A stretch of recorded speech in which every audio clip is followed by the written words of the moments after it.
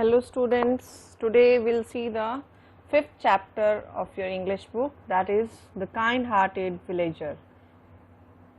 Kind-hearted means dayalu and villager गाँव वाला. We should always help others because by helping others we open the doors of our heart for all good things to come to us. Do you like helping others? Now हमें हमेशा दूसरों की मदद करनी चाहिए. दूसरों की मदद करने से हमारे दिल के दरवाजे दूसरों के लिए हमेशा के लिए खुले हो जाते हैं और उसमें से हमारी अच्छी चीज़ें सारी सामने वाले की अच्छी चीज़ें हमारे अंदर आ जाती है. क्या आप बच्चों क्या आप दूसरों की हेल्प करते हो?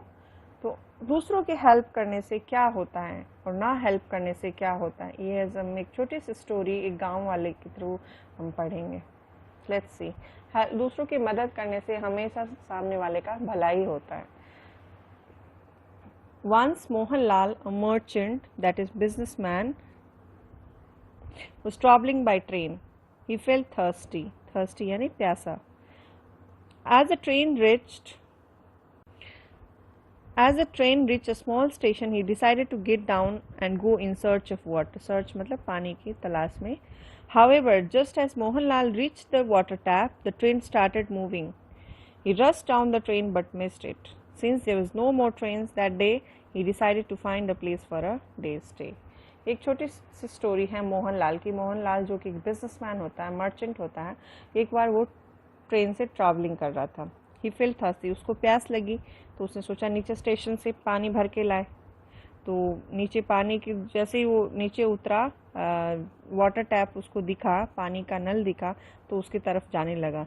जैसे ही वो ऐसे मूव ऑन होने लगा, ट्रेन वापस विसल देके चलना स्टार्ट हो गई.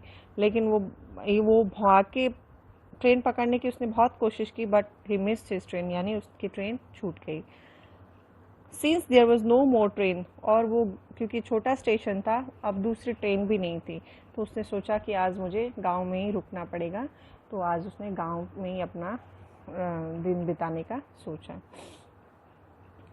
Mohanlal searched the entire village but couldn't find a vacant room in any of his lodges. ठहरने की जगह, लॉज यानी ठहरने, वैकेंट यानी खाली.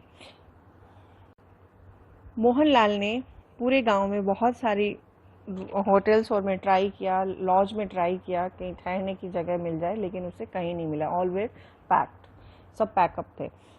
As he was searching he came across a small neatly kept hut. Mohanlal जैसे वो अपने ठहरने की व्यवस्था कर रहा था, सोच रहा था कि कहाँ रुकूं, तो उसे एक छोटी सी झोपड़ी दिखाई पड़ी जो एकदम साफ सुथरी थी. तो मोहनलाल की नज़रें उस पर पड़ी. Mohanlal knocked on the door of the hut. A poor man, Ramu, opened the door. Mohanlal explained his problem and requested Ramu to allow him to stay in the house for night. Ramu was a kind man. He agreed readily. In the evening, Ramu's wife Sarla served Mohanlal a simple home-cooked meal.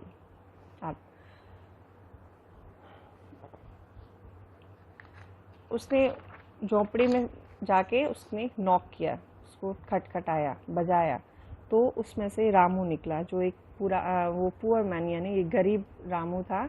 उसने door खोला और मोहनलाल ने अपनी उसको problem बताई कि how he miss the train. Mohanlal ने अपनी प्रॉब्लम रामू को एक्सप्लेन की कि उसकी ट्रेन छूट गई है, उसे रहने की कहीं जगह नहीं मिली. इसे रिक्वेस्ट किया कि क्या आज रात वो वहाँ गुजार सकता है. Ramu was a kind man. Ramu बहुत गरीब था लेकिन बहुत दयालु था. उसने मोहनलाल की प्रॉब्लम को समझा और उसने हाँ भर दी. आप ज़रूर यहाँ रुक सकते हो. शाम को आप फोटो में देख सकते हो रामू की जो वाइफ है उसने खाना प्रिपेयर किया, सिंपल सा, क्योंकि वो गरीब फैमिली से बिलोंग करता था. उसने सिंपल सा खाना बनाया और मोहनलाल को बहुत ही प्यार से, प्रेम से उसको परोसा. Before going to bed, Mohanlal politely thanked Ramu for all that he had done and asked, "How much should I pay you?" Ramu said that he didn't want any money in return. अब खाना खा के bed पे जाने से पहले मोहनलाल ने उसको पूछा रामू को कि आपने मेरी बहुत सेवा करी, मेरी मदद करी, मैं आपको इसके बदले कितने रुपए दूं? तो रामू ने बोला मुझे कोई रुपए नहीं चाहिए, मैं आप प्रॉब्लम में थे तो सिर्फ मैंने आपकी मदद के लिए आपको यहाँ ठहरने के लिए, मैंने पैसे के लिए आपको यहाँ नहीं रुकवाया, ऐसे करके। Soon a rich man came to Ramu's house and demanded that his debt to be paid off immediately. Ramu begged him for some more time. उतना में एक बहुत रिच पैसे वाला आदमी उसके पास आता है रामू के घर में और अपना पैसा वापस मांगता है। वो बोलता है कि मैंने जो कर्जा दिया है वो मेरे को वापस लौटाओ। तभी रामू उसके आगे हाथ जोड़ के विनती करता है कि मुझे थोड़ा सा समय और दीजिए, मैं आपका पैसा लौटा दूंगा। Realizing that Ramu was badly in need of money, Mohanlal quietly left a packet in room before leaving the next morning.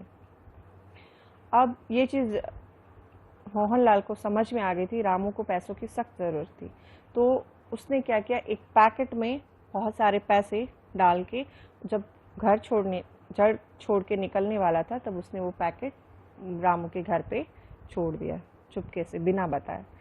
In the packet there was some money and a note for Ramu saying that you helped me without expecting anything in return. Last night I came to know that you were in need of money. Please accept this as my thanks for your help. अब वो एक note और packet, पैसों के भरी हुई packet उसको उसके लिए छोड़ के जाता है और उसमें ये कहता है कि तुमने मुझे विदाउट एक्सपेक्टिंग कुछ ना के बदले मेरी मदद की। अब मेरी बारी है कि मैं तुम्हारे शुक्रिया अदा करूं, मैं तुम्हारा थैंक्स करूं। तो उसने क्या किया, उसमें नोट में लिखा कि ये तुम्हारे लिए मेरी तरफ से थैंक्स है। तुम्हें पैसों की ज़रूरत थी तो मेरे पास पैसे हैं, मैं तुमने मेरे को रहने के लिए जगह दी, मेरी प्रॉब्लम समझी, मेरी हेल्प करी, तो अब तुम्हें हेल्प की ज़रूरत है तो मैं तुम्हारी हेल्प करता हूँ।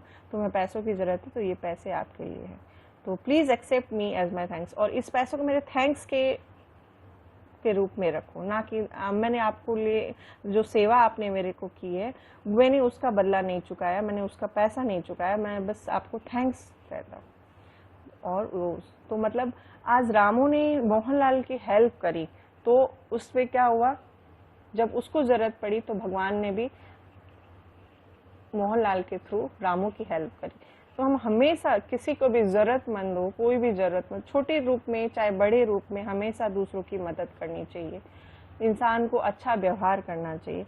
अगर हम किसी की मदद करते हैं तो कभी ना कभी जब हम नीडी होंगे, जब हमें ज़रूरत हो, तो भगवान हमारी भी व्यवस्था बिल्कुल करेंगे। जब हमें ज़रूरत पड़ेगी तो भगवान किसी न किसी रूप में हमारी भी मदद ज़रूर करेंगे।